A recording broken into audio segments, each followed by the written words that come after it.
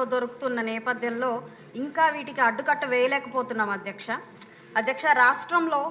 ఉద్యోగ కల్పన, ఉపాధి కల్పన యువతకు ఎలా ఇవ్వాలి అని తపన పడుతున్న కూటమి ప్రభుత్వం ఉన్నప్పుడు కానీ ప్రశ్నించే గొంతుగా, దేశ శక్తిగా ఉండాల్సిన యువతని అన్ని విధాలా నిర్వీర్యం చేసి ఈరోజు ప్రతి నియోజకవర్గానికి ఒక rehabilitation centre, de-addiction centres అత్యవసరంగా ఏర్పాటు చేసుకోవాల్సిన దుస్థితిని ఈ రాష్ట్రానికి తీసుకొచ్చారు గత పాలకులు.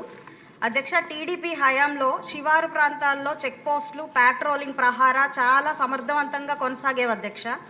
గడిచిన 5 ఏళ్లలో ఈ తరహా నిఘాని పూర్తిగా తీసేయడం జరిగింది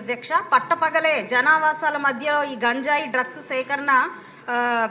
విపరీతంగా జరుగుతూ ఉన్నది మీ ద్వారా మంత్రివర్యుల్ని కోరుతున్నాను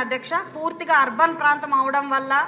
మా ఈ ప్రాంతంలో స్టూడెంట్స్ అదేవిధంగా బయట ప్రాంతాల నుంచి వచ్చే వాసులు చాలామంది ఉండడం వలన వీటి పట్ల ఈ వినియోగం పట్ల అవగాహన ఏర్పాటు చేయాలి అదేవిధంగా విపరీతమైన డ్రగ్స్ ఈరోజు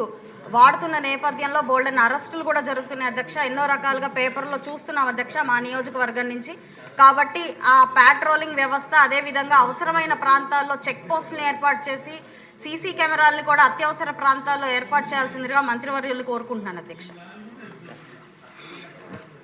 ఇప్పుడు ఇంకో